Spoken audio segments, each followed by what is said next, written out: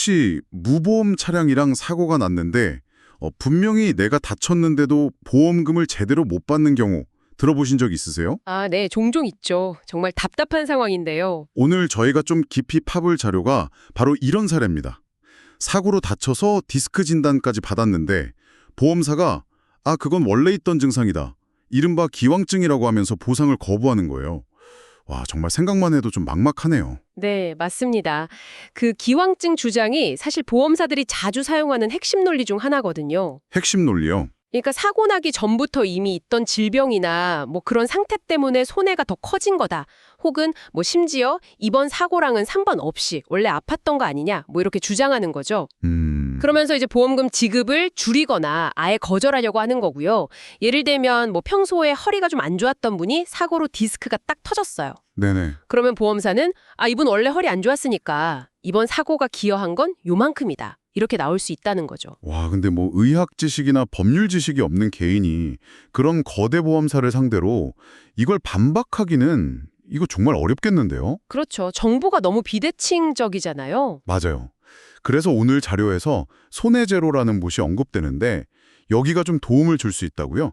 구체적으로 어떤 역할을 하는 건가요? 네. 자료를 보면요. 이 손해제로는 뭐 감정에 호소하고 이런 방식보다는 사고 경위나 치료 과정, 또 후유증 가능성 같은 걸 아주 객관적으로 분석하는 데 집중한다고 해요. 객관적인 분석이요? 네, 중요한 게 손해제로 자체가 직접 뭘 다 처리한다기보다는 일종의 플랫폼 역할을 하는 거예요. 플랫폼이요? 네, 그러니까 법무법인에 소속된 손해사정법인이라든지 이런 전문가들을 회원으로 두고 있는 거죠. 그래서 피해 상황에 맞는 전문가를 이렇게 딱 연결해 주는 거예요. 전문가 매칭 플랫폼이군요. 맞습니다. 그렇게 연결된 전문가가 보험사의 그 기왕증 주장에 대해서 의학적인 근거나 법리 해석 같은 걸 토대로 아주 논리적이고 체계적인 반박 자료를 준비해서 대응하도록 돕는다는 거죠. 단순히 뭐 억울하다 이게 아니라 전문가를 통해서 분석과 논리로 접근한다.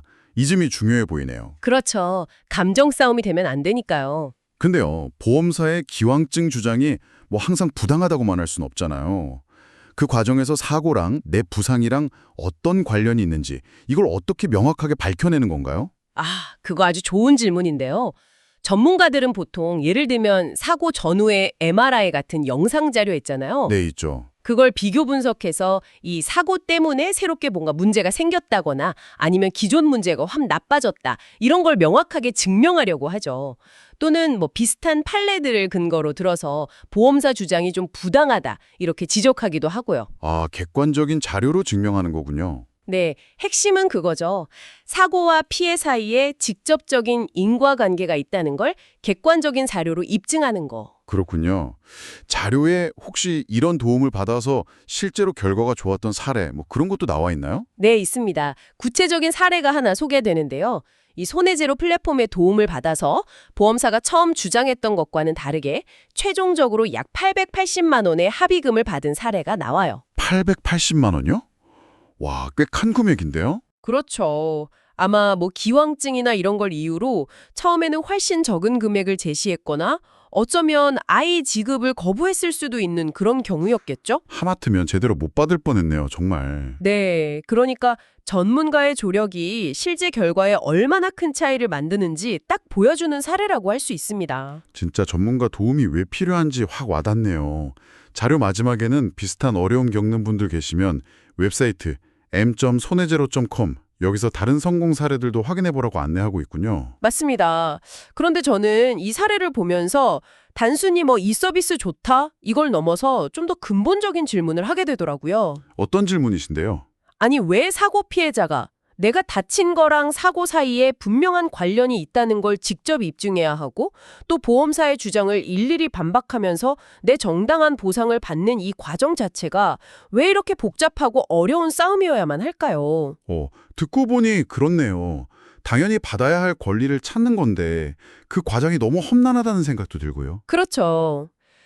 자, 그럼 오늘 이야기 나눈 내용을 한번 정리해 볼까요?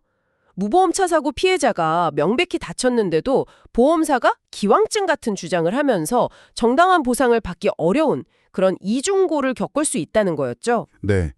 그런데 이때 오늘 살펴본 자료처럼 손해제로 같은 전문가 매칭 플랫폼을 통해서 사고를 객관적으로 분석하고 또 논리적으로 대응하면 실제 880만 원이라는 합의금을 받아낸 사례처럼 긍정적인 결과를 만들 수도 있다는 점을 저희가 확인했습니다. 홈사를 상대로 자신의 피해를 입증하고 정당한 권리를 찾아가는 이 과정의 어려움 자체를 어떻게 줄일 수 있을까?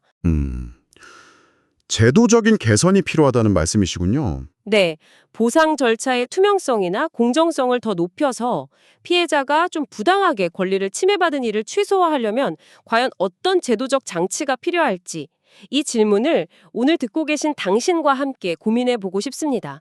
당신은 어떻게 생각하시나요?